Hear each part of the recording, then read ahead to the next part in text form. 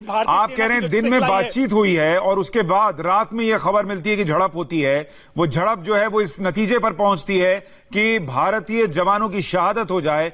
एक ऑफिसर और 2 जवानों की शहादत की खबर मिल रही है। 40 साल में जो एलएसी पर नहीं हुआ वो हो रहा है, और वो हुआ है कि वहां पर इस तरीके की झड़प हो जाए कि जान चली जाए, शहादत हो जाए। ये बहुत बड़ी खबर है। एलएसी पर चीनी सैनिकों के साथ भारतीय सैनिकों की झड़प की खबर मिल रही है। 3 भारतीय सैनिकों के शहादत की खबर है, जिसमें 1 अफसर और 2 जवान शहीद हो गए हैं। और मनीष, इसमें सबसे बड़ा सवाल अब यह है कि भारत का रिस्पांस क्या है। कल रात की घटना है, उसके बाद ये पहले लोकेशन दिखा दूं दर्शकों को कि ये वो जगह है जहां पर बताया जा रहा है कि झड़प हुई है। ये आप जो इलाका देख रहे हैं ये गलवान वैली का इलाका है जो लद्दाख में पड़ता है, और वहां पर अलग अलग जो आप लाल पॉइंट्स देख रहे थे वो दरअसल फिंगर्स हैं। फिंगर 4, फिंगर 3, फिंगर 12, इस तरीके के फिंगर्स बनाए गए हैं उस जगह को मार्क करने के लिए, और वहीं पर यह बताया जा रहा है कि झड़प हुई है। मनीष, भारत का रिस्पांस क्या है कल रात से लेकर अब तक में?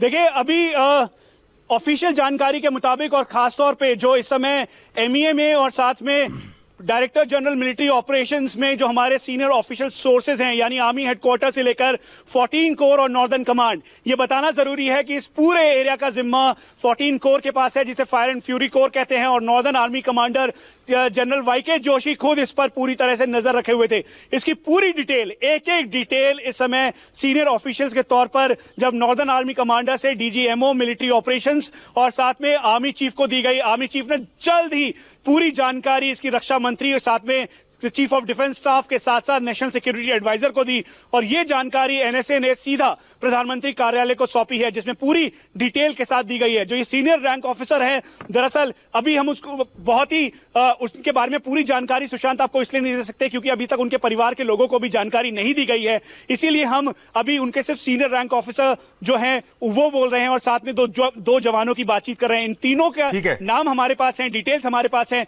लेकिन एक प्रोटोकॉल है उसके तहत हम उनका नाम नहीं बता रहे। अब सुशांत, बात पर जो गवर्नमेंट है उसकी, गवर्नमेंट के लेवल पर ये एक ऐसा मसला है, ऐसा मामला है, चाइनीज पीएलए के साथ लगातार भारतीय सेना और चाइनीज पीएलए एंगेज हो रही थी। आपको बता दें 2013 में जब डेमचौक, जब देपसांग हुआ, उस दौरान भी इन्होंने टेंट लगाया, बातचीत के बाद पीछे किया गया। मनीष, हम इतिहास में थोड़ा जाएंगे, पहले अभी इस वक्त की बात करें। मनीष, ये जो लोकेशन है जहां पर झड़प हुई है, एग्जैक्ट लोकेशन कौन सी है?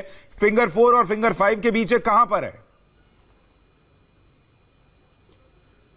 देखिए सुशांत, आपको बता दें, आप इस तरीके से समझिए कि पैंगोंगसो का जो पूरा एरिया है, पैंगोंगसो का एरिया एक एक्सिस पे है, और जब हम इधर की तरफ जाते हैं, तांगसे से होते हुए जाते हैं, तो उसके दूसरी तरफ पड़ता है डीएसजीबीओ रोड। एरियल डिस्टेंस करीबन 120 से 130 किलोमीटर होगा, और ये जो पैंगोंगसो का फिंगर 4, फिंगर 5 पॉइंट है वो अलग एक्सिस है, और गलवान का जो ये एरिया है वो बिल्कुल अलग एक्सिस है। आप ये समझ लीजिए कि अगर मैं मैप के अकॉर्डिंग आपको समझाऊं कि पैंगोंगसो का फिंगर 4, फिंगर 5 लोकेशन ये वाली साइड है, और इससे जस्ट अलग, यानी जो ये तांगसे का मेन रोड है, तांगसे के रोड से डुरबुक होते हुए जब डुरबुक से आप डीबीओ की तरफ जाते हैं, यानी 255 किलोमीटर का ये रास्ता है, वहां पे करीबन 150-200 किलोमीटर पार करने के बाद एक फीडर रोड बन रही थी। उसी फीडर रोड के निर्माण के काम में जब चाइनीज पीएलए ने प्रेशर बनाना शुरू किया और कहा कि हम ये रोड नहीं बनने देंगे, क्योंकि ये रोड गलवान, जो कि 1899 में गलवान रसूल के नाम पर, रसूल गलवान के नाम पर इस गलवान वैली का नाम पड़ा, और फिर ये जो रास्ता है ये स्ट्रेटेजिक रोड है, क्योंकि अक्साई चीन से होते हुए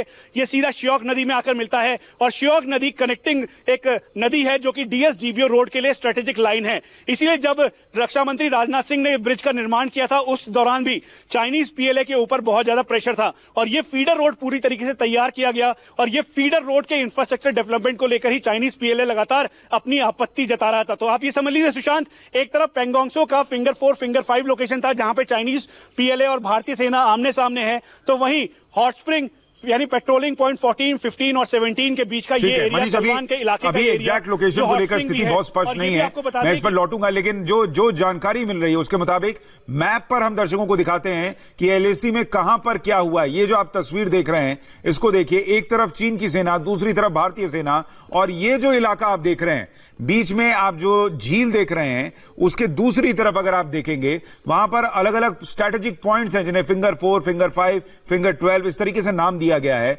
यहां पर फिंगर 4 और फिंगर 5 के बीच में भारत और चीन की सेना आमने सामने थे और अब यह बताया जा रहा है कि वहां पर कल रात झड़प हुई है। झड़प भी ऐसी नहीं कि थोड़ी देर चली, 2 से 3 घंटे झड़प चली है और उसमें भारतीय जवानों की शहादत की खबर मिल रही है।